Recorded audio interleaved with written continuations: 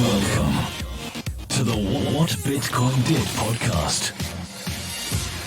Hello there from Bedford. How are you all? Are you all well? I'm back home now. Had a great trip out in LA and SF. Recorded some great interviews. And I'm heading to Taipei next week. I'm out there to record a bunch of interviews for the launch of Defiance, my new podcast, which is coming soon. So welcome to the What Bitcoin Did podcast, which is brought to you by Kraken, the best place to buy and sell Bitcoin. I'm your host, Peter McCormack, and today I've got an interview with Preston Byrne and Jake Chervinsky. We're looking at the regulatory challenges that are going to be faced by Facebook's Libra. But before that, I do have a message from my show sponsors. And if you enjoy the show, please don't skip these. It is the sponsors that allow me to do this. They are the ones that allow me to go and get all these really cool interviews in. So firstly, today's show is brought to you by my new sponsor, MyBookie. And there's a couple of things I like in life. I do like to have a bet on the football. I specifically like betting on Spurs losing, but I also love Bitcoin.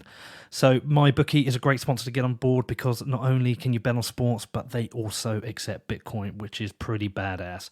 I would only recommend a service to my listeners that I trust, which is why MyBookie is a great choice. You bet, you win, and they pay. And as I said, you can use Bitcoin. And listen, while I love football, my football, English football, I know a lot of my listeners are out in the US, and a lot of you love your football, which, you know, I quite like it as well. I'm a big Rams fan, but MyBookie has live in-game betting on every NFL game. So if you love your football, MyBookie is a great choice. And they've got a promotion for the listeners of my show. You can get up to $1,000 first deposit bonus. Yes, you can double your first deposit. You just need to use the promo code WBitcoin to activate that offer. So you want to check this out, head over to MyBookie, which is MyBookie.ag, and don't forget to use the promo code WBitcoin. Also, today's show is brought to you by Dropbit. And I finally got a chance to catch up with the team this week, and they told me what is coming next, which they've been kind of holding on to. They've been keeping it under their hat. It's pretty cool. It's a very exciting update. I can't wait to tell you about it, but they've made me swear I won't tell you just yet. So I don't know when it's coming, but I think it's the next few weeks. But this is why Dropbit is my favorite mobile Bitcoin app, because they are doing so many innovative things. So have you downloaded it yet? Have you tried it out? Come on, I know a bunch of you have, but if you haven't, you definitely need to check it out because it is freaking awesome. These guys crush innovation. Not only can you send Bitcoin in the standard way by using a QR code or pasting an address, you can text Bitcoin to your friends, you can even tweet Bitcoin to people, which I've done. It is just like a Venmo for Bitcoin, so definitely go and check it out. I promise you won't be disappointed. It is available for the iPhone and Android. Just head over to dropbit.app, which is DROPBIT.app. Okay, so on to the show. And for the next episode in my Libra Deep Dive, I am joined by two of the most prominent and badass lawyers in the crypto space. I've got Preston Byrne and Jake Chervinsky, both friends as well now. They join me on this show to navigate the complex regulation which surrounds Libra. And while this is my final show in the Libra Deep Dive for now, I am looking to get someone on from Libra to field some questions directly, but that might have to come at a later date, but keep an eye out for that. Okay, so shedding some light on the regulatory side of Libra was always going to be an important part of this series. And after David Marcus's hearing in front of Congress, the 2 days he fielded questions in front of the House and the Senate, and also with Donald Trump tweeting about Libra, it's only appropriate that we pay attention to the regulatory side of this. So whether you're a member of the Bitcoin community or not, I don't think there are two better people I could have gone on to discuss this from the industry. And Preston and Jake really helped clear up a few issues, but also raise some questions and some things I hadn't even thought about, which kind of validates why I got them on. So we get into the Libra Foundation and whether it is really a non-profit, and if that is the reason it wants to be based out of Switzerland. We also cover whether Libra has come out with this proposal just as a way of scaring regulators before revealing their real intentions, whether Libra is a security, and whether the US overregulates things like this, and a whole bunch more. So yes, this is a really great interview. Big shout out and thanks to Jake and Preston for coming on to do this. And also just need to say a small thanks to Mike Dudas from The Block, as he lent me an office to record this. So thanks, Mike. Thanks for that. If you do have any questions about the show, do reach out to me. My email address is hello@whatbitcoindid.com. And just a few updates. I'm going to be heading out to Taiwan next week. I'm out to record a few shows for Defiance. Some amazing people are going to be coming on that show. So I'm looking to launch that at the start of October. Big shout out to Alex Gladstein for all the help he's given with that. I'm then going to be taking 3 flights, which is going to take about 19 hours to get from Taiwan to Riga, where I'm going to be emceeing the Honey Badger conference on September the 14th and 15th. Coming back to Bedford, I've got a day here before I then head back out to the States. I'm heading out to Wyoming for Caitlin Long's Wyo Hackathon. That's from September the 19th to the 22nd. I'm then going to be heading out to Crypto Springs, which is from September the 23rd to the 25th. And I've just found out the panel I'm going to be moderating, so that's very cool.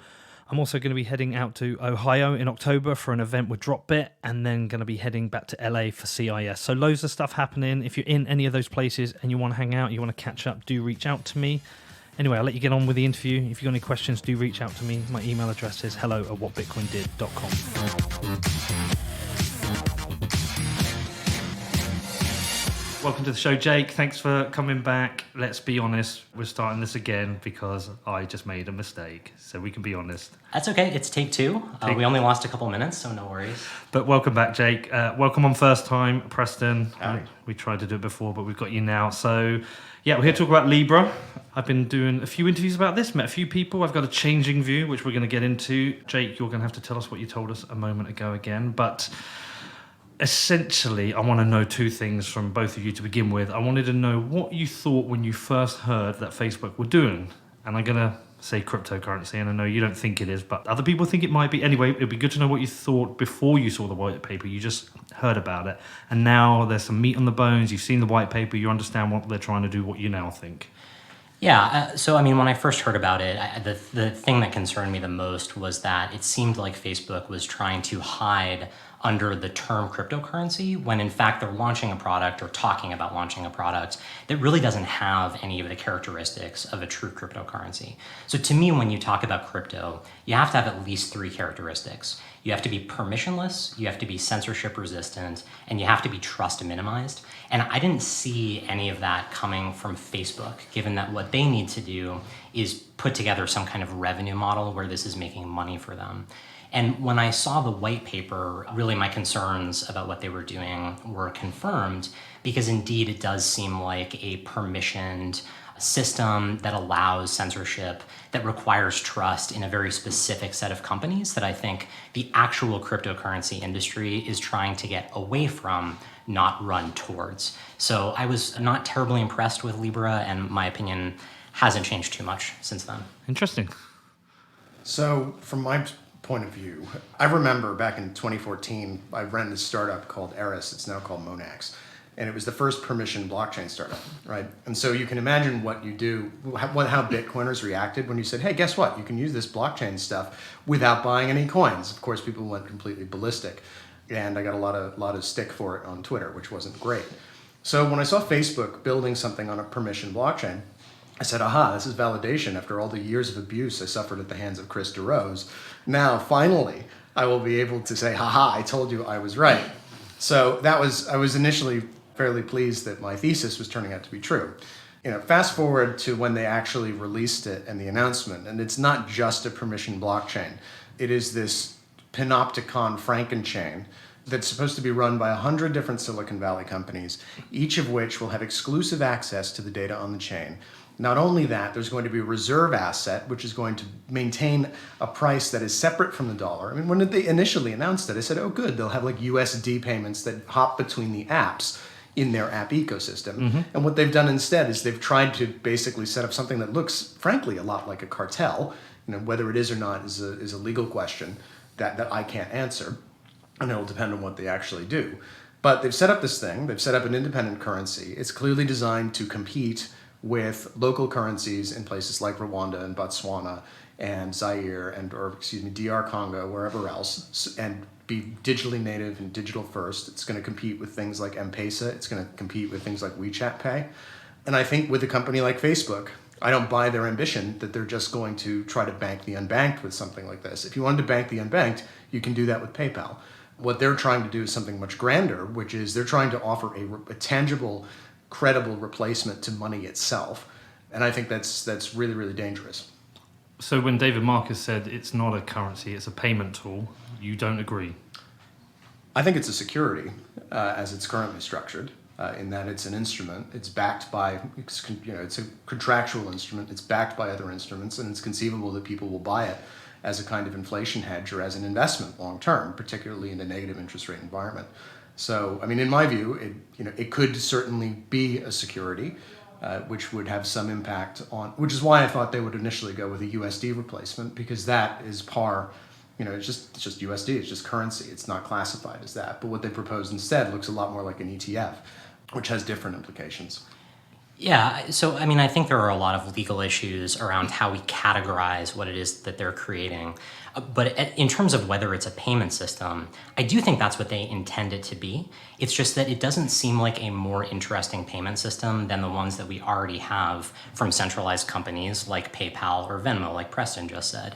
And the thing is, you actually can't really bank the unbanked with PayPal, because PayPal is a US company subject to US regulations and legal requirements, which prevent PayPal from providing services to a lot of people around the world, the same types of people who, when we talk about banking the unbanked, those are the people we want to get financial services to. So if Facebook is creating a system that's subject to all of those same requirements and restrictions, it's no more interesting than the centralized payment systems we already have, and probably is worse than them, given all of these underlying mechanics where they have to be balancing a basket of different currencies and all these other issues that they're unnecessarily introducing into the system. So interestingly, you said there, Preston, it could become a hedge.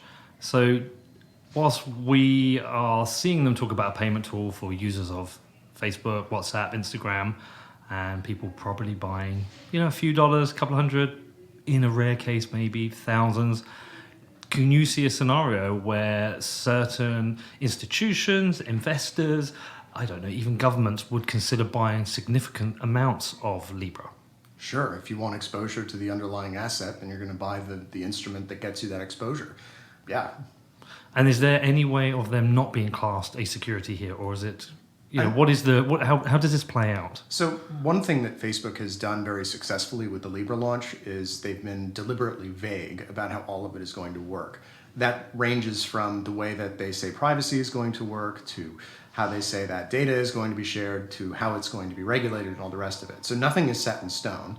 They went and put this proposal before the world and the American people, and they got rebuked quite sternly by Congress on behalf of the American people, saying, listen, we have all these concerns about this. So they may go back to the drawing board and they may say, you know what, it might be simpler for us at the end of the day to just have a dollar-based system rather than something which is reserve-backed.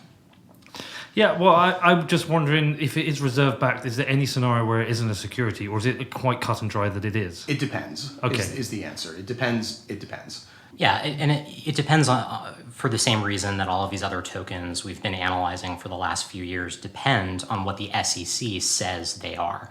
So the thing about Libra is that it looks a lot like a security when you look at it just from a high-level, broad overview, because you have people investing or putting in their own fiat currency, right? Either dollars or euros or yen or pounds, and then they're being exposed to a basket of other financial instruments that are going to fluctuate in value compared to what they put in.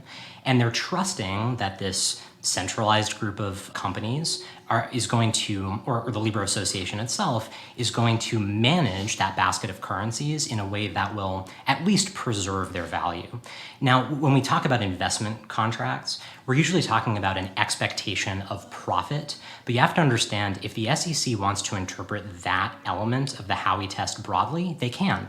Profit doesn't necessarily mean that you are making more money on what you've put in. Profit, in terms of how the SEC would interpret it, could just be you are maintaining your value. I mean, we have securities that have negative interest rates. That doesn't mean that they're not securities. So just like the SEC has said, the investment of money prong doesn't actually require any investment of real money. It could be other things like effort or marketing or something like that. I think the SEC could say, look, we don't care if there's going to be actual profit.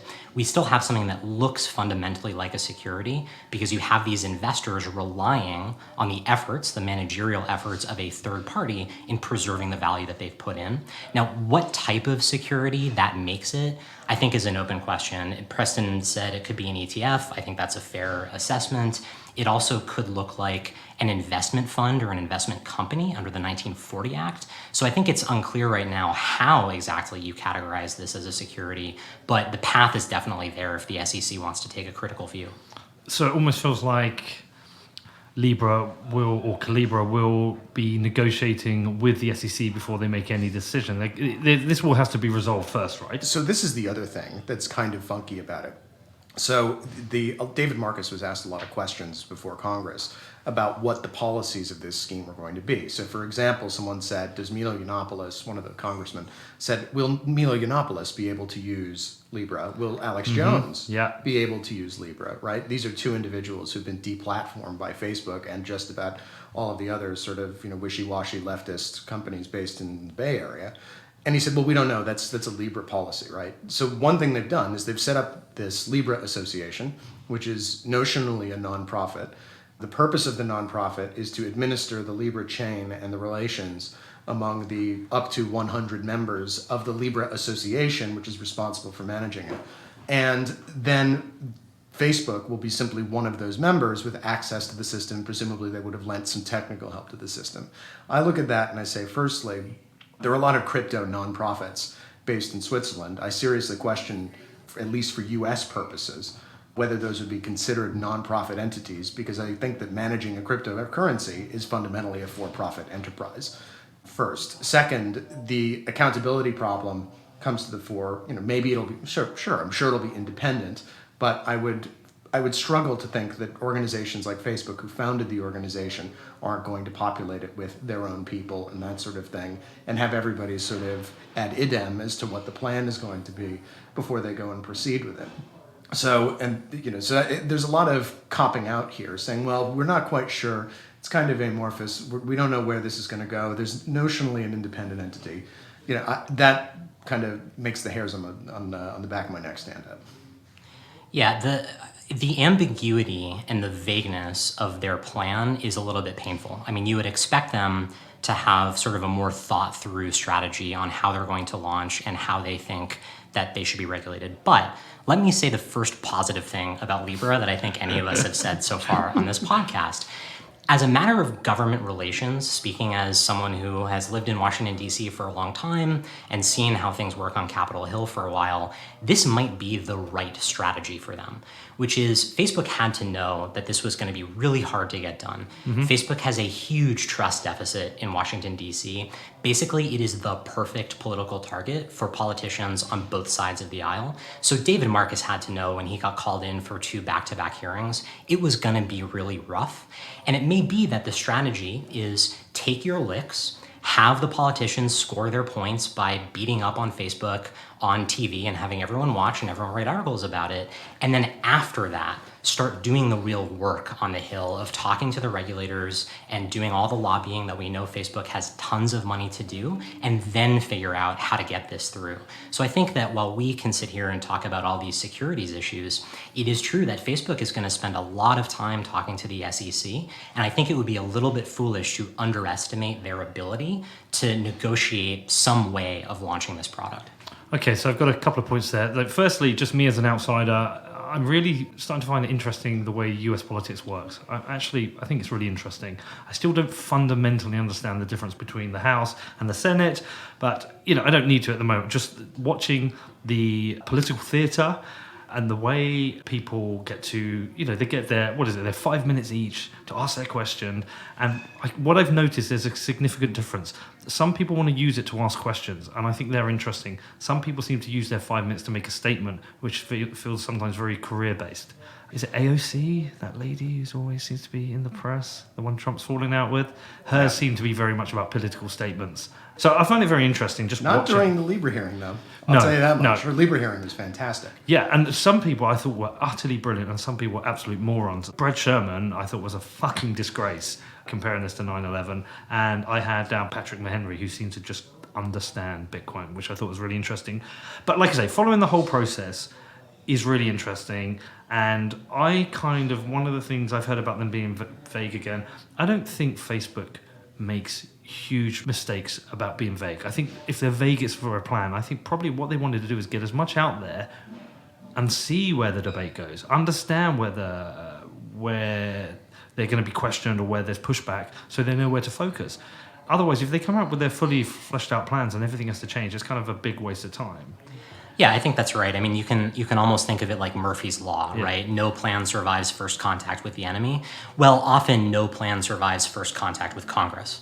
And so it would be a mistake to come in with a perfect plan that you think is going to pass every test that Congress is going to throw at you without leaving some room to negotiate after the fact. And so I think that, this is probably the right strategy. It's not surprising. Facebook has been dealing with Washington, D.C. for quite a long time. Sure, they get punished a fair amount. Are they a scapegoat? For what? Are they a scapegoat for elections? Yeah, I mean, I think I'd be really curious what Preston thinks, because I think that he and I come at politics from a different perspective. But my sense is Facebook is a perfect target for both political parties for different reasons. I think that the Democrats and the Republicans both have separate reasons why beating up on Facebook looks good to their base. And that makes Facebook, puts them in a very tough position. They've pissed off both sides. Yes. If Facebook didn't exist, then it would be inevitable that someone would have invented it by now. So Facebook simply finds itself in the position of being that representative of the current state of technology, which is that they're the big boy on the block. There's Sears Roebuck, there's Standard Oil. In the era when data is oil, they're one of the biggest boys on the block. Google's another big one. So I think they are, in a sense, a structural villain, right? Just by dint of the fact that they sit where they do, that will necessarily lead to there being people throwing rocks at them. I think they could be doing things better. They could, for example, pull back from foreign operations, base themselves in the United States, and protect their users' free speech rights, which they don't do, because they put profits ahead of other things. Profit is their primary motivation. So similarly with Libra, I would expect that profit is going to be the primary motivation there, and that's going to inform their decisions. Well, okay, it depends how you look at it, right? Because Libra is very separate from Facebook. Except David Marcus was the guy who sent, their employee went to Congress and explained how it worked. And the other employee who they're putting forward is Morgan Beller, ex-Andreessen Horowitz, right? So everyone behind this scheme is Facebook, right? So then they're saying, well, yes, we're setting up a nonprofit, so it's not us. But they're clearly leading the initiative, and they clearly have an interest in its success. So I don't think we can really say this is separate from. I think they have come up with it. They figured out a way that they can structure incentives so it works for a bunch of other companies that also get to share. I'll bet there are a lot of companies in Silicon Valley who have connectivity with Facebook. Log into my app through your Facebook account, but they don't share the data that Facebook gets. So my guess, and Uber would be one of them, Tinder, all those kinds of apps, right? So this way you can link up some financial information with a Facebook login with the destination app, who is ultimately servicing the user, and suddenly they get access to the same data set Facebook does with regard to that user. So this is a very cozy commercial, very commercial relationship that they're setting up, and I don't buy that it's separate and it's for the common good and it's not or that it is a nonprofit enterprise. Okay, one of the things I took a note on earlier is that, Jake, you said you don't believe it's a cryptocurrency because it's not permissionless, it's not really decentralized, So one of the things I was talking to Bill about is his view was, he said this is a 5 to 10 year play. He said when Bitcoin first launched, there was only one miner, which was Satoshi, and then there was Hao, and over time, more miners came on, and the network grew, and the nodes grew. Okay, so it was very early on. It wasn't very decentralized. I'm trying to remember his exact point, but he was saying to me that his belief is that this will eventually move to a truly decentralized, permissionless system, but it starts now with 100 nodes because it's almost like they've got to build out the network, they've got to build out the scaling, there's a bunch of regulatory things to go through, but eventually this will become a truly trustless and permissionless decentralized cryptocurrency. You don't believe? No, not for a second. Okay. And I'll give you a couple reasons why. I think the first and main reason is corporations are not well known for ceding control of properties that make them money. And I agree with Preston entirely that Libra is Facebook and Facebook is Libra, full stop. I don't see why Facebook would want to expand this network any further than they've already proposed it to be these 100 companies. The other reason that I sort of don't buy this story about decentralization is as the network is designed now, which is all we can compare our analysis to. We don't know what they might decide to do in 10 years, and frankly I don't want to trust them to decide in 10 years that they're going to really turn this into a public good, because I just don't think that's how this works. At the moment, it seems like the majority of the corporations that would be running nodes would be subject to the same jurisdiction of governments that could command them to operate in a certain way, right? So if you have 51 of the 100 nodes subject to the jurisdiction of the government of the United States, and the government of the United States says, we do not want you to allow a certain person on this network, or we want to require you to change the network in a certain way, then the US government can make that happen. And that's why I think having a set number of nodes, and a set number of nodes controlled by major corporations that are established in particular jurisdictions, is basically the opposite of having a decentralized system. Also, I mean, it doesn't make any sense that the system would become decentralized, and the principal risk, I mean, you have a ledger, right? And then assuming that Libra is going to function the way that they've marketed it so far, you will have a reserve of assets which will be held somewhere by a custodian in an account that's owned by somebody, right? It's not just going to be out there in the ether. So you're going to hold on to your coin, and you're going to want to, presumably someone at some point in time would want to get their coin redeemed for value from the reserve of assets, and that's what makes it worth holding. So from my standpoint, that I think renders it never decentralizable, because it doesn't make sense. It's a non sequitur to say that I want to decentralize my bank account, right? Well, it's a bank account. It's held in a bank. So it doesn't make it, why do I not want the bank to hold on to my money? First and second, what Jake said, I don't see a way that you can have a system that complies with US money laundering rules and at the same time is decentralized. Okay, who do you trust more with the management of money, the government or Facebook? I'll tell you why I asked the question. So I was with Alex Gladstein the other day, and he kind of said there's three types of money now. There's government money, there's corporate money like Facebook, and there's decentralized money like Bitcoin. And I'm not going to answer for him, but I think he said he trusts Facebook money more than he trusts government money, and I kind of agree. So I'm getting a very kind of negative feeling from both of you. You're both coming off quite cynical about it, but at the same time, I'm saying, well, it might be better than government money. I don't think there's a distinction. I think it's the same. I think that Facebook money is government money. I mean, first of all, just the fact that the money underlying the Libra token is all fiat currency, right? So the Libra token is inherently subject to whatever those governments want to do with the underlying fiat reserves. So I don't really see a big difference there. Isn't it a shame that Bitcoin isn't in the basket? I guess, but at the same time, if Bitcoin is going to be in the basket, why not just use Bitcoin? What's the point? I don't know. I can't answer that. I'm assuming the volatility is a problem. Well, sure. So, I mean, then you can think about having stablecoin systems, which I guess currently are mostly running on Ethereum, but there's no reason why someone couldn't design a stablecoin just as popular and widely used as Tether or USDC and put that on the Bitcoin blockchain, right? That's the technology is already there to do that. So if what we want is a non-volatile asset that is a synthetic US dollar or euro or pound, we can do that without having to hand the system over to a group of corporations to do it for us. The thing about government money is that we can fire the government. We can fire the government every 2 years in the case of Congress. We can fire the government every 4 years in the case of the president. We can't fire Mark Zuckerberg. Right? We can't fire Sheryl Sandberg. No one can. You can opt out. Well, you can opt out, but what happens if they've suddenly, let's suppose they achieve their objective of starting to knock out small currency systems in countries all around the world? What can Botswana do if all of its people start using Facebook, just like in Kenya, everybody uses M-Pesa? All of a sudden, the government loses control over monetary policy, and that's a very big deal. So with the government, first, we can fire the government, at least in the United States. We're allowed to fire our governments. And secondly, again, at least in the United States, there are things that the government can't do to us that Facebook can.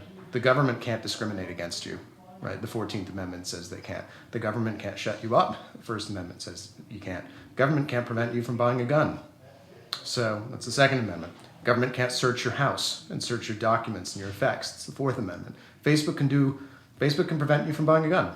if they wanted to, if they ran a payment system, and there are some payment processors who do this. They say we don't want gun business, so we're not gonna process payment for them. They can shut you up. They can ban you from the platform for any reason they wish. We've seen this through with a lot of the liberal left Silicon Valley behemoths. Oh, they're in charge. Yeah. And now they want things to look, they were, when they were rebels, it was one thing, but now they're in charge and they want to tailor the world to meet their needs and expectations. Counterpoint though, so I talked to Caitlin Long about this, and she said that one of the good things about Libra, it will require or enforce ill-disciplined central banks of developing countries to show a little more financial discipline because they face currency competition with Libra. You've got to burn down the village to save it. I mean, that's basically what that argument is. Yeah, it's an interesting point, and I listened to your discussion with Caitlin, and I thought she articulated it very well. I guess I just don't see why Libra has that effect more than Bitcoin does, or more than some other system that doesn't require trust in a group of 100 corporations to run the system. I think it comes down to the fact that Bitcoin really isn't a great medium of exchange right now, despite people trying to and wanting it to be. It doesn't have the user experience. The volatility is too high. Whereas something like Libra is going to have a great UX. It's going to be very easy from day one for people to be able to send Libra to each other. You're going to have accounts already created. You're not going to have to learn about things like private keys and all the stuff with Bitcoin, all the stuff that we know is important, but will make it easier to use. Right, but it always comes back to the same question. Why do you need a blockchain for this, right? We've been asking this question about everything basically other than Bitcoin for a long time. Mm-hmm. Why do you need a blockchain for this? If, for example, Twitter wanted to incorporate some type of payment system into Twitter, they could just use Cash App, right? Jack Dorsey could just link the two up, mm-hmm. and then you would be able to transact in both US dollars and also Bitcoin through Twitter. Why does Facebook need a blockchain when all they're doing is allowing people to transact in basically fiat currency, although a basket of 4 different ones, and they're only letting people do that when they've passed KYC? It just doesn't make a lot of sense to me why this is the right system.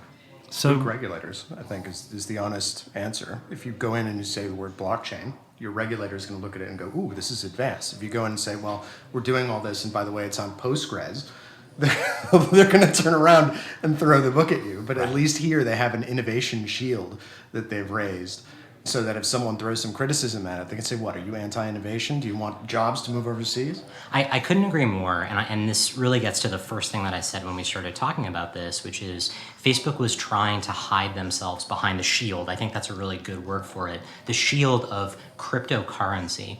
And then what happened was our entire industry had to spend a whole lot of time and effort arguing why they should not be able to hide under that shield. And thank goodness for Meltem Demirors, who did a phenomenal job. In addition to everyone at Coin Center, Peter Van Valkenburg and Jerry Brito and the Blockchain Association, in explaining why it is not right to give Facebook the protection that we should be giving to systems that are actually decentralized like Bitcoin. One of the points that David Marcus made is that essentially there is now a crypto arms race. And I think he kind of put out a veiled threat that if you regulate Facebook in a way that they can't create Libra, you're just going to push competition into other markets. I've already had people asking me to pay them on WeChat. I don't even have WeChat, but I've already had that happen a couple of times. I don't know if you've had that experience. So I think he was trying to create the threat of an arms race to give leverage back to Facebook.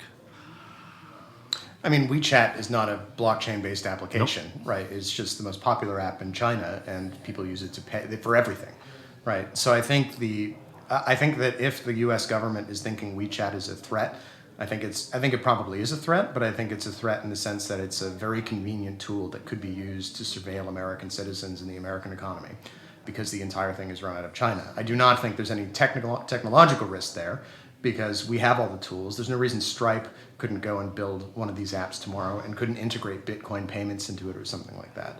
So I don't buy that argument. There is a lot of crypto talent moving overseas to places like Switzerland or particularly Southeast Asia, Singapore, places like that, because of the U.S. regulatory environment. But we have some of the best teams in the world here. We've got the Lightning Network. We've got a whole bunch of Bitcoin startups here in the States. Just because people can't trade it doesn't mean that it's not a good place to do business, base your team, and go build things. It just means that certain types of financial transactions are going to be regulated a little more strictly. Does the US market over-regulate things? I mean, again, just referring back to my interview with Bill yesterday, I was like, which markets is the hardest to operate in? He said, undoubtedly the US, and he doesn't even know what the number 2 is because it's so much harder. It's a tough balance. I don't think there's one good answer to the question whether there are too many regulations or the regulations are too onerous. There are pros and cons to having regulations. The US is definitely one of the hardest markets to operate in. It's also one of the most trusted markets in the world for the very reason that we typically don't have the type of poor services and problems in services that you see in other countries that don't have those kinds of tight regulations. It's a really hard balance to strike.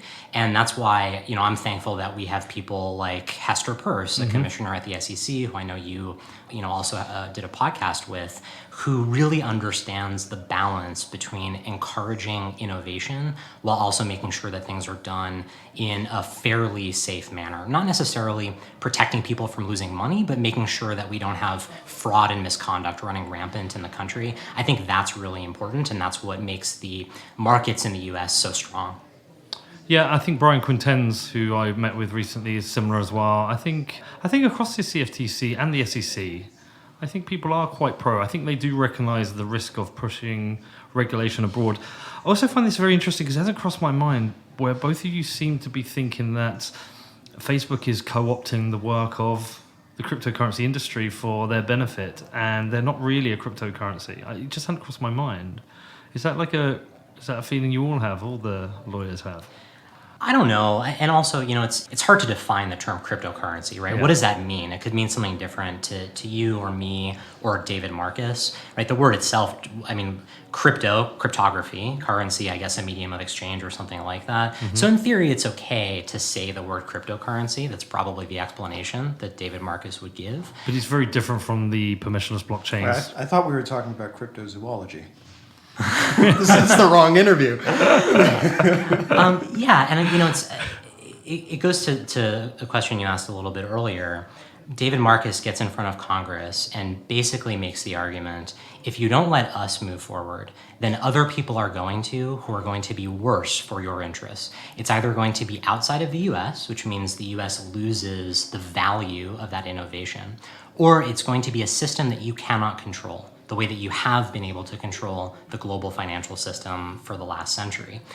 He doesn't go so far as to say, you should be worried about Bitcoin, because Bitcoin is that system that I think in theory some Congress people might not want to take the place in the world that we think that it might, right? Because it's not a system that lends itself to KYC or to control or censorship or to the government deciding who can use it or who can't. And David Marcus is in sort of an awkward situation where he's saying, we promise that if you let us build our system, we will KYC everyone. We will make sure that there are no terrorists or money launderers on our system. You can trust us. And what he's leaving out, but what he's implying is you cannot trust a system like Bitcoin. And that's why I took a lot of the Libra strategy as actually an assault, an attack on the crypto industry. And I was so glad that we did such a good job of persuading enough Congress people that this system isn't the one that we should go with to at least have a fairly reasonable result from the hearings. Okay, now and I'm terrible at flip-flopping, but now you're making me think this is absolutely awful. Facebook are terrible. They're trying to destroy Bitcoin. Fuck Facebook. Well, look, here was my initial concern going into the hearings and when I saw the Libra white paper. What I thought was Congress might look at Libra as the quote-unquote good crypto, because it's a crypto that they can control and that they can, like Preston said, a panopticon, right? And Bitcoin is the bad crypto because Bitcoin is the crypto that all the people they don't want to have access to financial services can use. Exactly. I was glad that was not the result. I think I underestimated how much hatred there is, frankly, for Facebook in Washington, D.C. But still, this raised a really serious concern for me, which is a lot of the attacks on Libra from the Congress people was about having to trust Facebook and this Libra association being set up in Switzerland and all of these things, which I agree with those criticisms. But a big part of the criticism was, how is Facebook going to ensure that only people who go through a KYC process are able to access this system? And David Marcus was able to say over and over again, don't worry, at Calibra, we're going to KYC everyone. We're going to make sure... At Calibra, right? We at Calibra are going to make sure that everyone has government identification and we know exactly who they are and they're authenticated before they get on this system. The fact that that is an argument that in theory makes Congress people happier and more comfortable with cryptocurrency is an issue for us, because we're not going to make that argument for Bitcoin. We're going to make a very different argument, which is that an open permissionless system is inherently better than a controlled permissioned system, even though we cannot control who gets access to it. And that's a harder conversation to have, but it's the one that we need to have. Well, Eric Wall wrote the article that Facebook Libra is essentially exploiting a loophole whereby the KYC AML work is often pushed onto the exchanges or the wallet providers. I don't see that being a loophole here. So the statute... Well, you can't push it onto Bitcoin. That's the point. Right. Well, you can't push it onto Bitcoin because you don't have anyone responsible. Yeah. Here you have the Libra Association. I think it's 18 U.S. Code 1960. There's a crime in the U.S. of operating all or part of a unlicensed money transmission system, right? So here you have a money transmission system, and presumably someone's license is going to have to cover the entire system to the extent that that system affects interstate commerce in the United States, which it very likely will, as long as it has so much as a single U.S. user.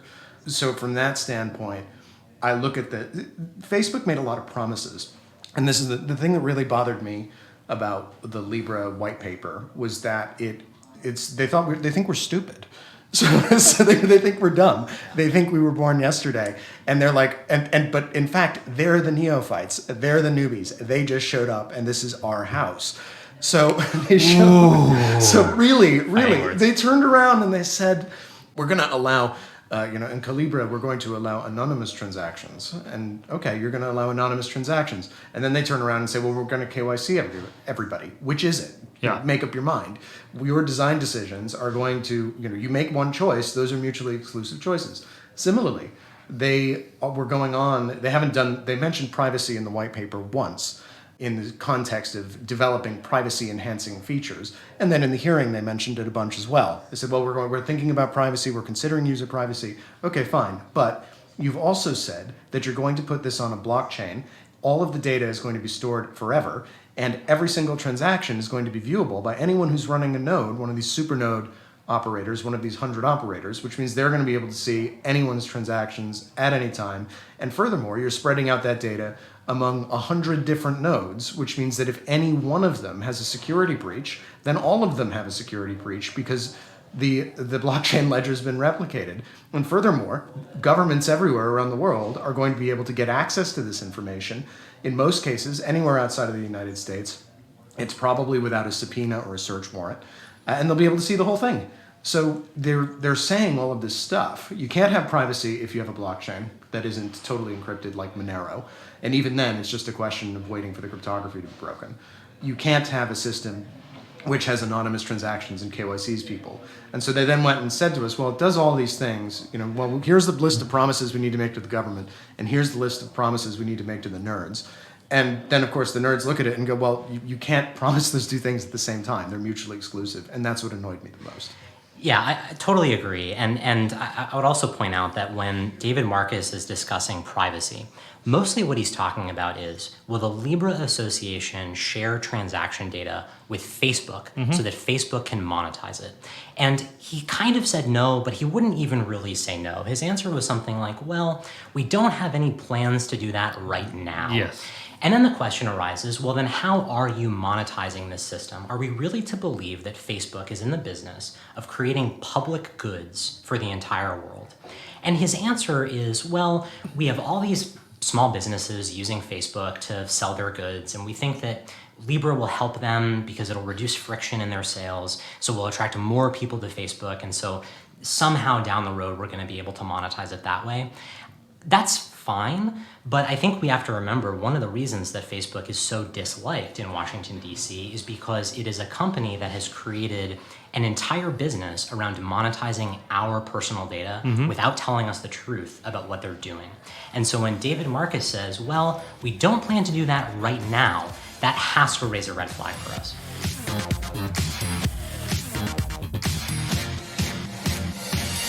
Next up, I talked to Preston and Jake more about the regulatory challenges for Libra, but before that, I do have a message from my amazing sponsors.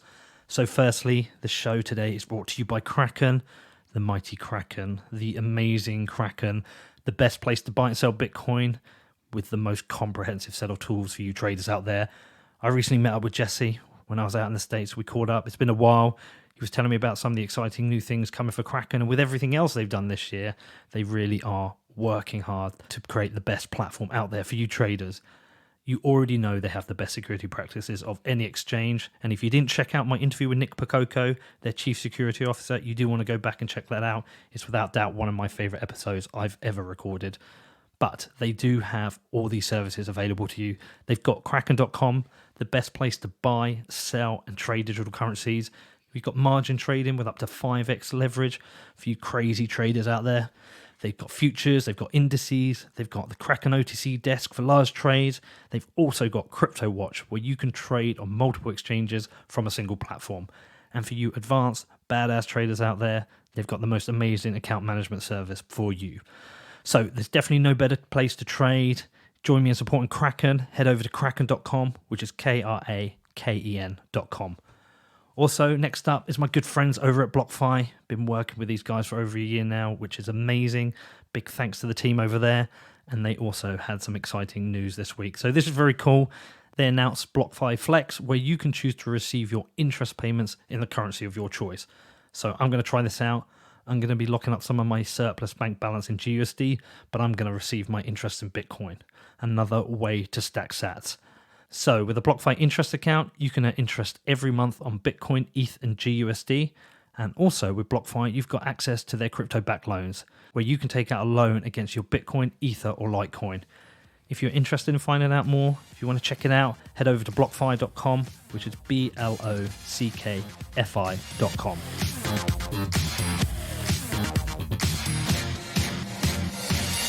What could they have done differently? Could they have done anything where, or released any version of a product where you would have said, okay, this is interesting, I like this, I trust them?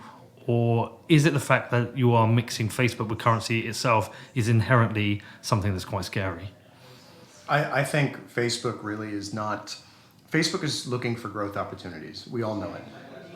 Their main platforms, Instagram is stagnating. Facebook itself, Facebook.com is stagnating. Soon there will be more dead people on Facebook than living. So, they're looking to the future and they're asking themselves, how do we grow? What's the next step for us? And I don't think they can get any larger. So I think the answer is that they have to go deeper. And they've tried this in other contexts, chiefly with internet.org, which is their, providing internet for the global poor, where they basically control telecommunications pipes for half the world has to go through Facebook in order to get access to the internet. Similarly, this effort is a way to go deeper in our lives. And they're saying, well, we want to control the financial pipes. How they're going to get that to happen with what is essentially a prepaid card is a really interesting question. I think with something like Bitcoin, some people have criticized it as a prepaid card of sorts, but Tim Swanson calls it the degenerate put. He says there's always going to be someone willing to speculate on this stuff. So that is the ultimate floor for Bitcoin's price. And I don't see that, and we haven't seen that with, that's why ICO tokens, where the ICO doesn't have any value and it's redeemable at par, it's why they don't sell. So it'll be interesting to see, there's a positive for the crypto community here in that to the extent that crypto development becomes more commonplace and cryptographic primitives become easier to work with that are in common between Facebook and the rest of what we do, that is something where we will benefit, and Facebook presumably will benefit as well. But then in terms of the currency itself, I don't see what the proposition is there. Right. They're becoming almost like infrastructure. Yeah. If you think about it. I mean, so the ad performance is in decline. There was some guy came out today, it's up on Medium, saying that Facebook's in decline. Anyway, users are in decline, engagement is dropping. I think they lost something like 20%, 2% of their users in the US, but I'll have to check that. I could be wrong. I know just myself, everyone I speak to, everyone's kind of using it less. I know Instagram's kind of, you say it's stagnating. I thought it's still in growth. My kid's sister tells me Instagram's dead, so that's... right, okay. But at the same time, with Instagram, with Messenger, with Facebook, now with Libra, it's essentially a lot of it feels like internet infrastructure. Of kind, telecommunications infrastructure, payments infrastructure. It's not really telecommunications. I mean, it's because it's not regulated like telecommunications. This is interactive computer services, right? It is. I mean, I guess it's public payments infrastructure. I mean, it's the same way that Peter Van Valkenburg describes Bitcoin. Look, it makes perfect sense what they're trying to do. I agree their business has basically run its course, right? Fewer people the are novelties using, weren't off. Yeah, right. The advertisements aren't going to make as much money as they did. You have some major candidates for the nomination for the presidency talking about breaking Facebook up. And like any large corporation with a lot of money but a lot of risk based on a very small number of products, they're trying to diversify. And it's the oldest story in the Silicon Valley book, right? They're pivoting. And they're pivoting to financial services because they see this opportunity. It's just that they're trying to own the opportunity as opposed to contribute to the opportunity. So you asked, what could Facebook have done better? And my answer is build on Bitcoin, right? Look at Twitter. Look at Cash App. I mean, to me, the story of the corporate response to Bitcoin was basically 2013, Bitcoin is pointless. There's no value in this whatsoever. 2015, blockchain's really interesting, but not Bitcoin, right? Blockchain, not Bitcoin. We don't really know what blockchain's for, but Bitcoin's not interesting, blockchain is. 2017, well, maybe this blockchain stuff is good for money, but definitely not Bitcoin. It's going to be some other type of money, right? Now we're seeing these corporations trying to own the value proposition of a decentralized permissionless system. I don't think that's possible by nature. So I think that the way Facebook could have made this work better was to do exactly what Square is doing and build on Bitcoin. But that's not their MO. Their history has always been buy, copy, or steal. But this is the thing. Why didn't they just turn around and buy PayPal? Or something like that. That's what I don't understand. If the objective is to get more information and develop a payments ecosystem, the easiest way to do that is to just go acquire someone with distribution and then juice the distribution like crazy until you own the space. Now, PayPal has its own issues because it's getting beat up by WeChat Pay and Alipay all around the world. But conceivably, with a company like Facebook attached to it, you could really change the equation there in a very significant way. Instead, Facebook is elected to do this crypto thing, and I'm not quite sure for them it's the fastest way to get to market.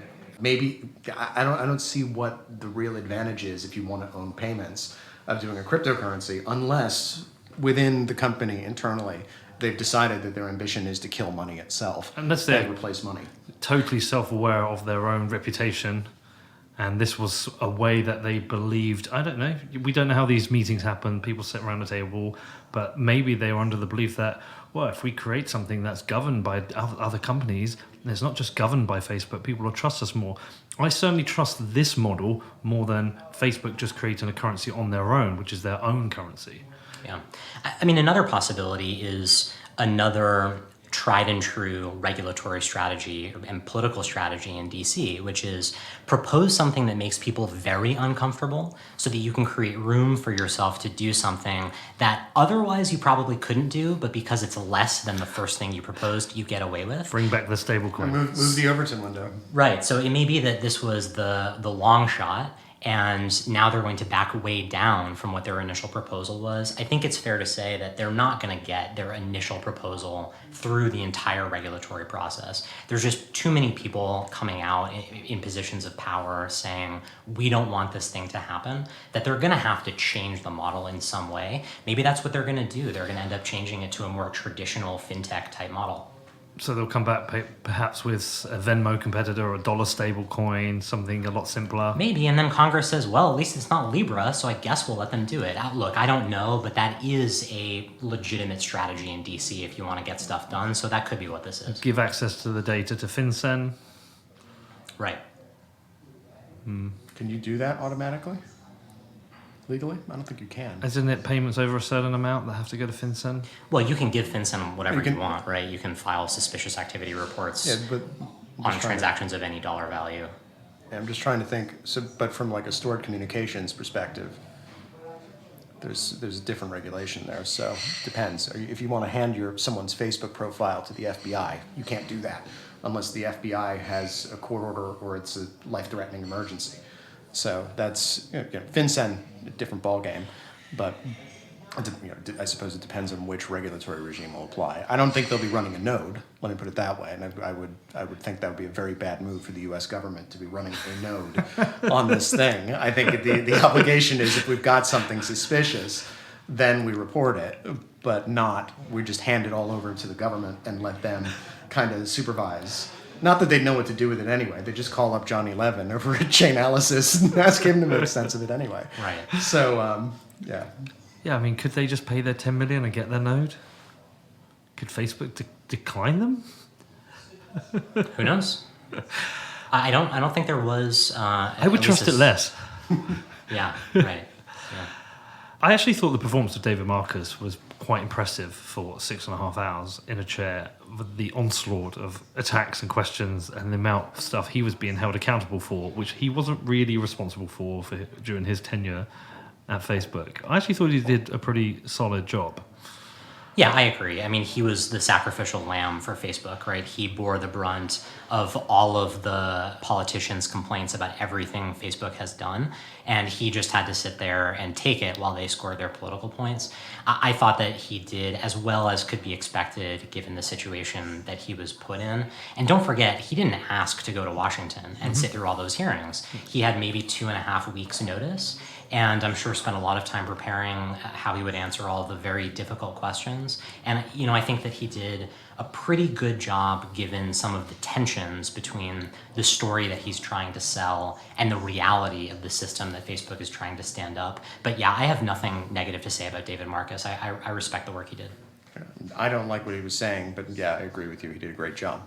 Which parts did you not like? Is there anything specific? Have we already covered this, or? I think we've already covered this in that sort of the talking points that, I mean, apart from the proposal itself, which I'm very uncomfortable with, the fact that the talking points seem to be self-contradictory in certain areas, so the privacy trade-off question, the KYC anonymity issues, stuff like that, which was then being said to Congress, listen, we can make everybody happy here. You can't, because that's not how software works. You make choices, and there are consequences that follow necessarily from those choices. What do you make of the decision to base themselves, or base the association in Switzerland? That was the only area where I felt like I wasn't being given the complete honest answer. So I think I know the answer to that.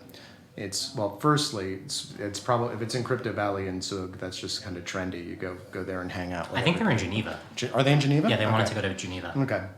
But anyway, Switzerland has been quite friendly. But there was a recent ruling that came out by the IRS, which said that foundation activity in support of a cryptocurrency is a disqualifying factor when when determining whether an organization is 501c3 nonprofit, so tax-exempt nonprofit. So in the United States, what the Libra Association would be doing would be considered a for-profit enterprise. In Switzerland, it probably isn't. Interesting. Okay. Overall, what was your impression of the representatives in the Senate and the House? Overall, I thought they did a pretty good job. I was quite impressed with the level of knowledge people had. How did you find it? I was pretty happy with it. I mean, I think that we're seeing very slow but very sure progress forward in terms of the senators and the representatives' understanding of not just cryptocurrencies, but also the financial system more broadly. I think that, thanks to Facebook in a way, we are starting to think and talk about money and what it is and how it works in a way that we haven't done in a very long time. And having watched a number of these hearings over time with, multi-month breaks in between them, I would say that it seemed like the politicians understand better how this whole world works. At the same time, we still need to get to those stickier, thornier, tougher issues of what kind of financial system do we want? Do we want this walled garden panopticon system where all information is reported to law enforcement, and as a byproduct of that, a very large number of people are excluded from the system? Or do we want to move to something that is more open? And I don't think that there's been a lot of progress there yet, but honestly, it doesn't worry me, because I think that will take a very long time for us to get to. And so far, I think good progress is being made. Interesting, because I find everything is moving much more towards an Orwellian future. I spent some time with Alex Gutstein the other day doing the first episode for my new podcast, Defiance, and we were talking about money, financial surveillance. I think our only hope in all of this was Bitcoin. And actually, I felt, at first, with Libra, I felt it brought the regulatory lens back onto Bitcoin in a way it hadn't been on it before. And I came out of it feeling that Bitcoin's even stronger and even more bullish about Bitcoin, because there wasn't a testimony hearing about Bitcoin. You can't have that. Yeah, there's an interesting tension, I think, between open versus closed systems and the issue of privacy, right? So a lot of questions were about how will the Libra Association ensure the privacy of its users? Right? How will Libra make sure that that information, the transaction data from how people are spending their money, which really cuts to the core of who we are, right? How we spend our money says more than almost anything else about who we are. How is Facebook and Libra going to make sure that that information stays private, except from the government? Right? So the government wants Facebook and Libra to keep all that information private from any third parties or any other corporations that might monetize it through advertisements or any other way, but also share all of that information with law enforcement. So there's some tension there. And I think that we will have to, if we want Bitcoin to succeed, well, if we want the government to get on board with Bitcoin as it sort of inevitably succeeds, then we're going to have to make that argument why we should have a system that is less transparent in some ways to government surveillance. I mean, if what Libra is proposing, or what Facebook is proposing to do with Libra, is true, which is that they're going to have an immutable record of all data, it is absurd to speak of privacy at all. It is absurd to speak of privacy on Bitcoin, right? So if you have Bitcoin and you use it for illicit purposes, the FBI will find you when you try to cash out on Coinbase, as happened last week with a Silk Road drug dealer, or earlier this week. There was a guy who was dealing drugs in the original Silk Road back in 2011. He decided he wanted to cash out on Coinbase. The transaction was intercepted. He was arrested, charged with money laundering and I believe some drug offenses. So that Bitcoin's not private. Imagine how not private it's going to be when you have a register, right? A table populated with everybody who uses the system, their names, their addresses, their phone numbers, their social security numbers, or EINs if it's a corporation. All of that information is going to need to be in that database in order for any of this to work from a regulatory perspective. And it's going to need to track, or will track, assuming you can see all the transactions. You're going to be able to track those transactions all the way back to their point of origin, to the point when someone paid Facebook money in order to get Libra issued to that person. So I think it's ridiculous to speak of privacy and Libra in the same breath. It's just not going to happen. I agree with you about Libra. I disagree to a point about Bitcoin. I think you've accurately described Bitcoin as it stands in 2019, which is that almost all transactions are conducted on the base layer and therefore are public. And I think we all essentially agree that the base layer on Bitcoin must stay public for a lot of technical reasons, completely aside from whether we want privacy in our financial transactions. Primarily, if there's an inflation bug, we want to know if there's 21 million Bitcoin. Exactly. That's what we want to know. Which is impossible in Zcash or Monero and other crypto networks that have privacy at the base layer. However, we are already seeing a lot of privacy technologies built on top of Bitcoin, right? The Lightning Network offers a lot of privacy features that base layer transactions don't. We're seeing solutions like Wasabi that are using mixers and tumblers, right? CoinJoin, things like this to get privacy. As an attorney, I'm not sure how I feel about tumblers, but... No, I hear you. I mean, as a Bitcoiner, I love them. As somebody sat across from an attorney, I wonder how much life these have.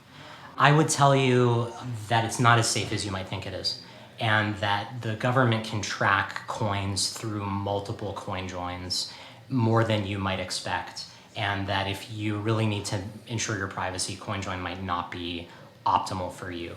But I think that as we get past 2019 to 2020 and 2021 and beyond, there will be reliable and trustworthy privacy solutions on Bitcoin that will change this equation and will require us to have this conversation with politicians about whether a system like this is for the greater good or not. And that's a tough conversation, and it's one that the Libra hearings did not help with, because David Marcus is trying to sell the Libra system in the opposite way of how we will need to explain the Bitcoin system.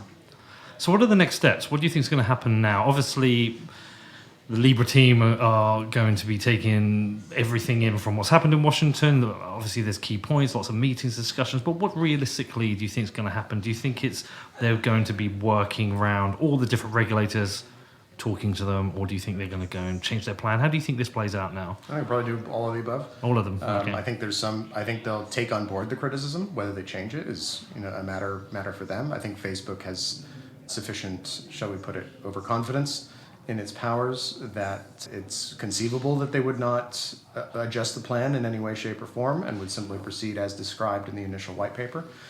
Equally, it is possible that they decided that maybe they've done a little bit of overreach and they're going to modify it somewhat and come up with something that's a little more traditional, rather than saying, it's a huge undertaking to say, I'm going to have a globally accessible payment system where anyone in the world can be KYC'd to American standards so they can transact with American persons at all times, 24/7, 365, in any country. That's an enormous undertaking. So maybe they'll say, well, maybe given that we've got this enormous undertaking we've just created, maybe we won't also create this Libra cryptocurrency at the same time. Good question. They seem to be all in, but they could they certainly have the ability to remarket and say, actually, we're going to start with something a little more basic, get the system up and running. But then again, they might not. It's totally up to them. I would say underestimate Facebook at your own risk. This was their opening salvo, right? They announced Libra and put out the white paper and very quickly had to explain the entire system in a very public way where they were being challenged and criticized very openly by politicians. The hearings are probably the moment in this process that looks the worst for Facebook. But this work gets done behind closed doors in DC. The work doesn't get done before the hearings, it gets done after. And so I think that we will hear very little about Libra for a while, but there will be a lot of discussions between Facebook and other members of the Libra Association who want to push this forward, and regulators and politicians in DC and around the world. We've been, of course, very focused on the US since that's where we are, and that's where Preston and I are lawyers, but there are people in power all over the world who have expressed displeasure at Facebook's plans. I think Facebook will spend a lot of time and probably a lot of money figuring out how to get some system that provides the functionality that Libra would provide based on the white paper through whatever regulatory hoops they have to. And so I think we'll probably hear about this again in a couple of months, maybe longer, and it'll look a lot better for Facebook then than it does now. Do you think it will launch? I think that something will launch. Facebook, it seems to me, has to find some other kind of business model, and they seem to have committed to financial services in one way or another. It's probably the right way to go. There is a lot of money in financial services, and if they can get it right, I think that it could yield massive profit for them. So something will launch, but I think it's impossible to predict exactly what it is, and even whether it will be called Libra or by that time it'll be called something else. I think that I agree, something will launch, but there's no guarantee that what they launch will succeed. They are asking ordinary people to prepay for things, which people don't like doing. I don't like prepaying for anything.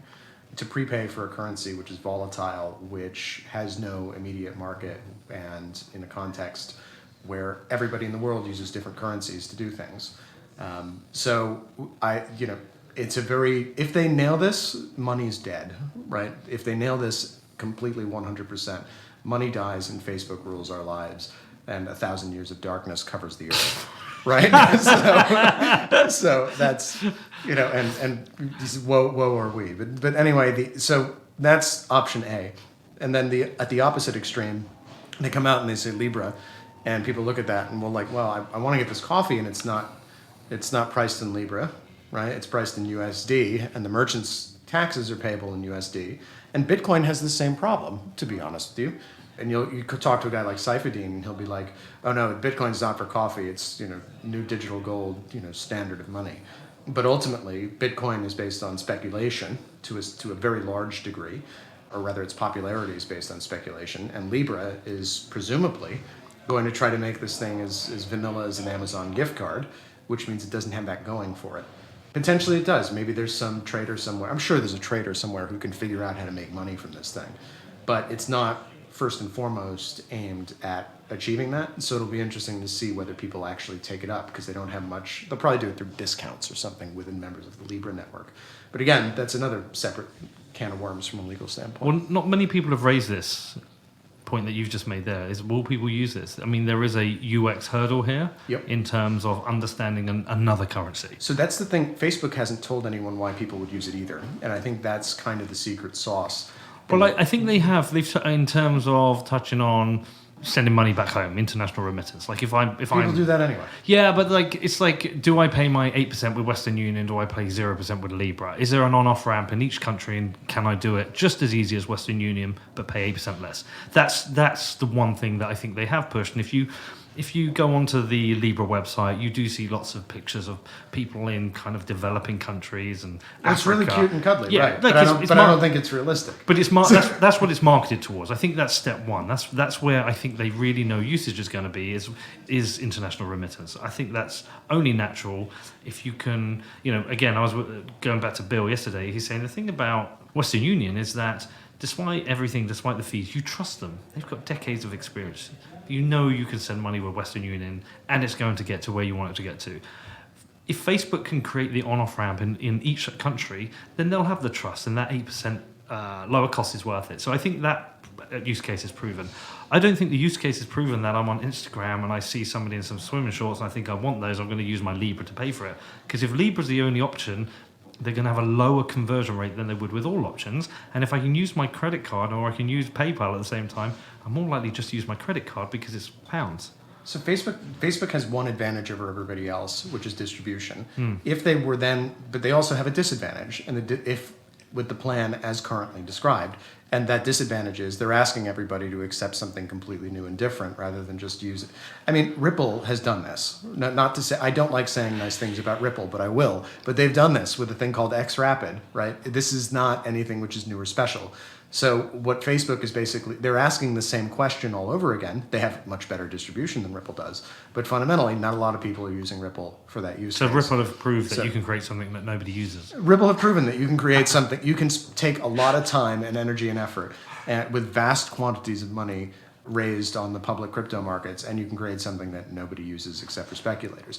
So with Facebook's situation, there's no guarantee, and I don't understand the Libra thing because I see that as the Achilles heel. Well, yeah, I mean, you can also look at Facebook and Google and say, how many products have they created to great fanfare that have come to nothing? I mean, I remember Google Wave. Facebook did their Glass the first time around. Facebook did their OS, didn't they, for the phones? Like, also, this could be created, and it just doesn't take off. Right. It's interesting that you are making the argument for remittances when that is not the argument that Libra is making. Right. David Marcus says this is a payment system, but we all recognize the inherent problem with having a payment system denominated in a currency that nobody else actually uses, right? We think in US dollars. I'm not going to make a payment in Libra any more than I think I would make a payment in Bitcoin, right? It's volatile against the currency that just in my brain I think, through when I'm thinking about making payments. Well, the only thing I'd give you there is that I think you guys are at a disadvantage being based in the US, because I think the rest of the world, I can make payments in pounds, but I'm also happy to do it in dollars because we always understand that because it is the global currency. It's true, and we have to convert less. And this is probably the kind of thing where if you don't do it growing up, it just doesn't make a lot of sense to you. But the point is, if you need to make a payment that requires less friction across borders, then to me you would use Bitcoin. And this is where, in my mind, the benefits of an open system will always beat the closed permission system. So is it possible that Facebook could set up basically its own entire global infrastructure where they're going to create the on-ramps and off-ramps in all of these countries while also making sure that the people using those on and off-ramps are properly KYC'd? And a lot of these countries we're talking about, it's really hard to get the type of government identification and authentication that Facebook would need to have. And how do you get proof of address? I spent 6 months in Rwanda. And there were no addresses. There were roads. How do you get proof? Right? Even in the middle of the city, in the nice diplomatic district, there were people didn't have addresses. You couldn't send mail to somebody. Right. So how do you deal with that? So if you're talking about remittances and you're going to do remittances in a monetary good that is volatile against your local currency, to me, you do it in Bitcoin. You do it in the open permissionless system, not the one that Facebook has created. I think it's going to be a dollar stablecoin. I really do. Yeah, I agree. I think at the end of the day, they're going to knock Libra out because it doesn't. So if Libra becomes a thing, right? How are you going to? I think this is the thing they haven't said, is they're going, and why they have all these other tech companies involved is they want to bring people into the ecosystem, and they'll probably offer a very steep discount for paying in whatever the underlying unit is. So I have Uber or Lyft on your phone. Lyft, I think, has joined the consortium. They go, hey, tell you what, you can use your Coinbase account to go buy Libra, and when you go take your next Lyft ride, it'll be 25% off, and Facebook will do what Uber's been doing for years, and or someone will subsidize that, and they'll do that to get you hooked into the system, drag people in, and maybe they could do that. They say, listen, we've got two prices here. We've got your US dollar price, and we've got your Libra price for this digital service. So if you pay in Libra, then it'll be really super seamless, and you get 25% off, and who doesn't want to save money, right? Well, in exchange for your data. And whether or not we agree it's a cryptocurrency or not, one of the advantages of being a cryptocurrency of sorts is the fact that they will maybe get integrated into the other parts of the cryptocurrency ecosystem. So it will sit naturally on Coinbase. It will go onto a Ledger or a Trezor, or you will be buying one crypto with another. So you might buy Libra with Bitcoin. So I think that's probably the argument for why they've created a cryptocurrency, whether it is or not. Possible. And it makes some sense. I just think that in the end, everything flows back to whatever is the most secure crypto network. And right now that's Bitcoin. And you can take the example of Tether, right? Tether had its own blockchain, Omni, and basically all Tether now have migrated to Ethereum because it's faster and cheaper to use Ethereum than this other blockchain that Omni was having to run on its own. And so sure, we could end up with a Libra that's its own blockchain run by 100 corporations, each with one node, and it could just be a US dollar stablecoin or a Euro stablecoin or what have you. But why have your own blockchain? Why not just do it on Bitcoin or on Ethereum if Ethereum succeeds, or some other crypto network that is open and succeeds? Can that just come down to company culture? You look at what I always basket Square, Cash App and Twitter together just because it's Jack Dorsey.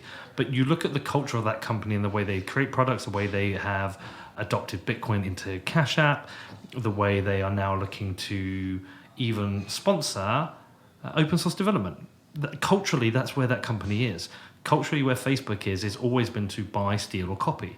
I never imagined they would ever come out and say, oh, we're just going to build Bitcoin. It just, whilst we think we should, that's not like culturally where Facebook is.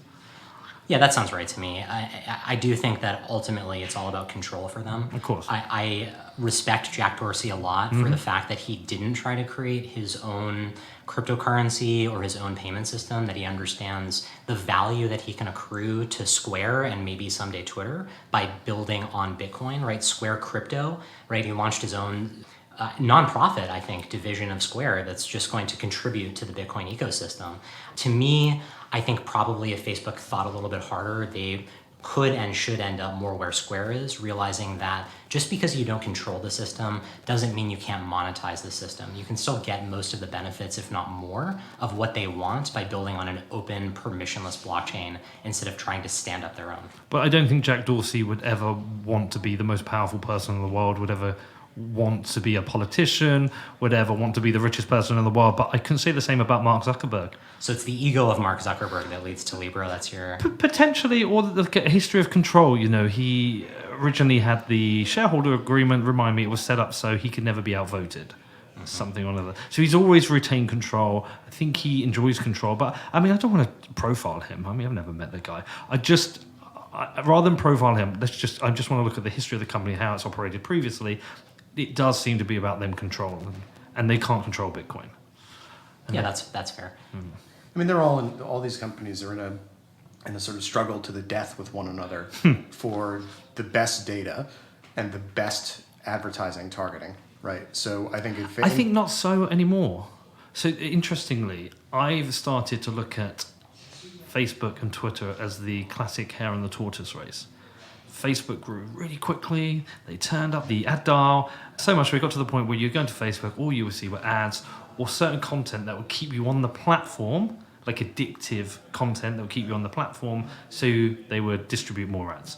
That became a very obvious strategy, but the novelty wore out. Whereas you look at something like Twitter, you don't see that many ads. They could allow for more, but they focus very much on the user experience, and actually... And as a result, they did that absolutely baleful, horrendous UI change last week. I like it. You like it? I like it. Makes it unusable. Well, I have to admit that I deleted my Facebook account maybe 8 years ago, and I haven't regretted it ever since, so I don't know anything about what it looks like now. Well, I distribute content there. It's the only reason I've not got rid of it, and occasionally I put stuff up for my dad, for of the kids. But the experience itself was killed. The novelty wore off. It used to be fun, and now it wasn't. Facebook have absolutely nailed the experience. Let's go back a week. Imagine the update hasn't happened, so we don't have to debate that now. But Twitter, is very much focused on the user experience.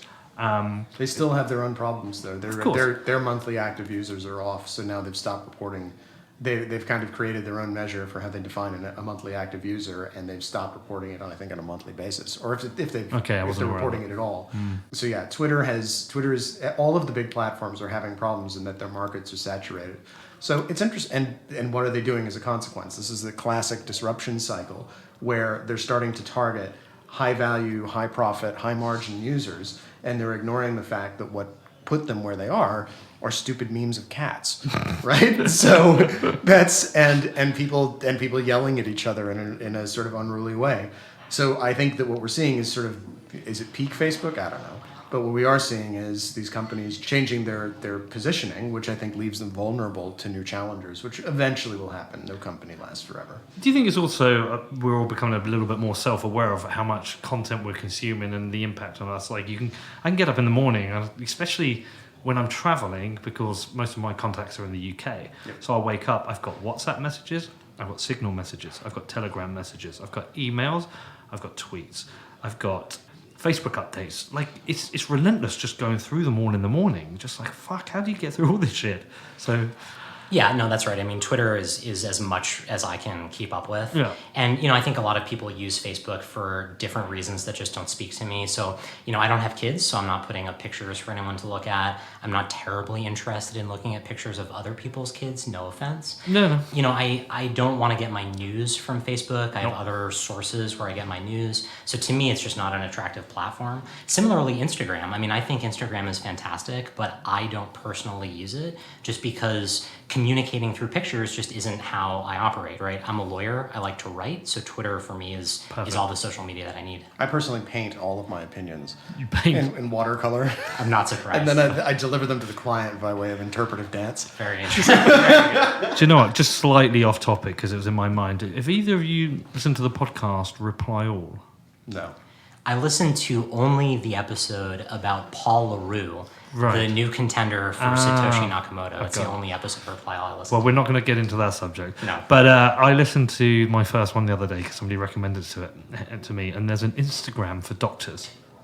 And the Instagram for doctors is pictures of every kind of injury. It could be somebody who's come in and been eaten by their leg eaten by a rat, or have their face shot off. So, yeah, I don't know where I'm going with this. Yeah, no, I mean, that's grim, but it's also, it's a phenomenal use of the internet, right? I mean, doctors have access to more information than they've had ever before, so that's wonderful. Certainly not why. And we have Westlaw. That's kind of like Instagram for lawyers. Yeah, Westlaw. Westlaw. So you look up a template. I love doing that, just scrolling through the templates and seeing what's up. Mm-hmm. You can go and say, oh, well, this is a really interesting deed. Oh, wow, look at that. And we don't actually do that. So you motherfuckers charge us thousands and you're just copying and pasting templates. Well, it takes time to copy and paste the template and to adapt it to your specific needs. Fucking lawyers. All right, well, listen, look, I guess it's a case of seeing how this all plays out. We don't really know what's going to happen next. We've got our expectations. I think it will become a stable coin. You've got your own perspectives. I guess we're just going to wait and see and get together and talk about it when the next round happens. Yeah. Awesome. All right, thanks for coming on, guys. All right, thanks for having us. Do you want to promote what you're doing or not? How to get hold of you? Yeah, sure. So I recently took a new position as general counsel at an open finance company called Compound. You can find me on Twitter. Feel free to send me a DM. My DMs are open. I'm happy to hear from anyone. I'm Preston Byrne. I'm a lawyer. I work for myself in a small office next to a dog park. If you want some legaling, get in touch with Preston Byrne and he will legal you and he'll get some templates copied. All right. Thanks, guys. All right, thank you. Thank you.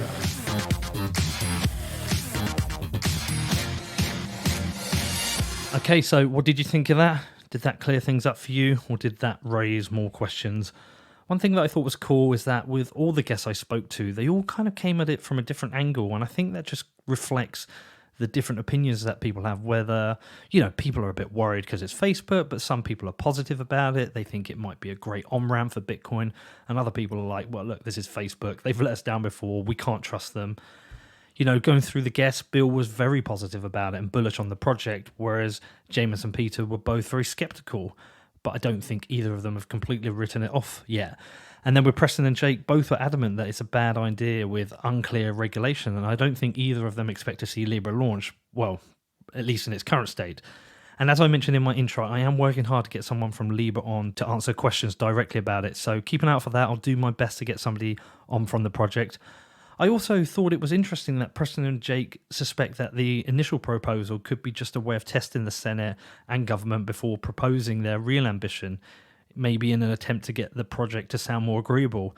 So maybe we will see a different form of Libra. It could perhaps become a USD peg stablecoin, or maybe it is based out of the US and not in Switzerland. Who knows, but it's definitely fascinating to see it all play out. I also love Preston's fighting words. This is our house and Facebook is the new kid on the block. I've got to say, I'm becoming a big fan of Preston. It's great to hang out with him. I'm glad he finally came on the podcast. Anyway, let me know what you think of the series and also what you think of Libra. I've really gone back and forth on this, and to be honest, I'm still not 100% sure where I stand with it. So we will just have to see how it progresses. Anyway, if you've got any feedback on this episode or any of the Libra shows I've done, do reach out to me. My email address is hello@whatbitcoindid.com.